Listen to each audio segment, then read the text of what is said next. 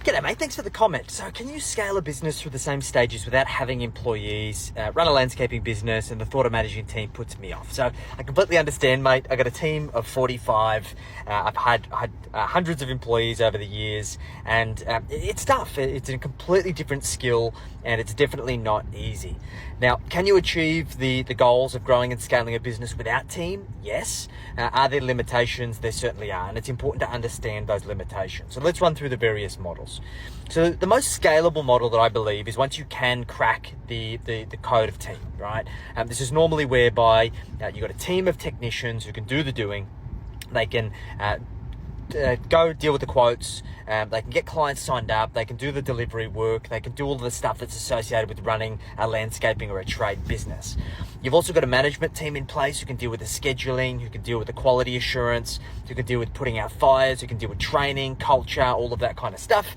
You're still going to be involved in that, yes. But the idea is that you want to get yourself into a leadership position where you can focus on working on the business, not in the business. And that means optimizing the systems, making sure that you can drive the marketing forwards, that you can continue to build value into that business and continue to grow and scale. And this is where the magic happens, because the alternative is that you run a business that is basically self-employed, right? It's just yourself.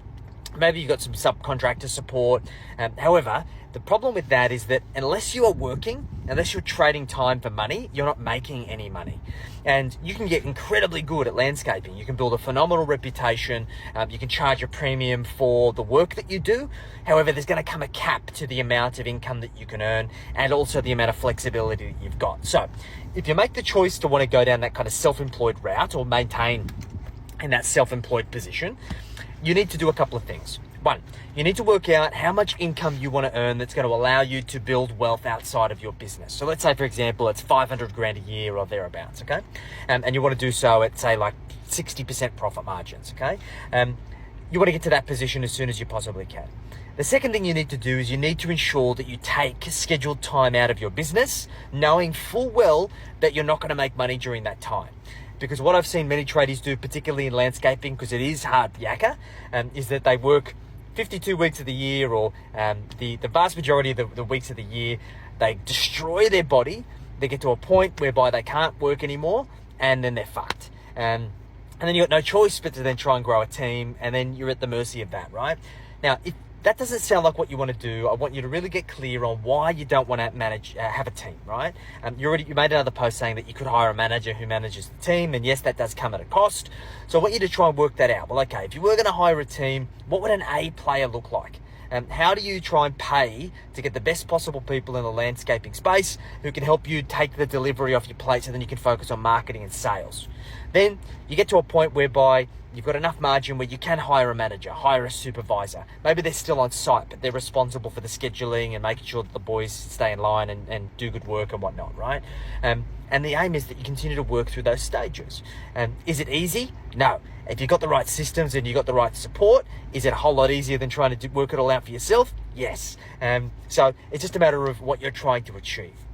We've got to realize that there's basically three things that we're trying to work towards. We're trying to create a profitable business that allows us to be rewarded for our effort and our expertise. Two, we're trying to buy back our time, because if you're working, slaving away every single day, breaking your back, that's not going to work forever. So you want to be able to do so sustainably, because you can be a business owner forever, right? Or for the rest of your life, particularly when you're working on the business. That's sustainable. The back-breaking labor, not necessarily. And the third thing you're trying to do is, irrespective of whether you're trying to be self-employed or actually build a business with a team, you need to build wealth. And you need to take that money off the table, and you need to buy assets, and you need to ensure those assets are working for you. Because particularly if you're going to remain self-employed with no team, you need wealth, because it's going to come a point whereby you don't have a business and you can't work anymore. So therefore you want to make sure that you've got a property portfolio, you've got shares, you've got super that can work for you when you can't work, because your wealth is going to work for you 24/7, 365, without sick leave, without annual leave, if you look after it. I hope this helps you, mate. If you've got any questions, hit me up in the comments. We'll chat to you soon.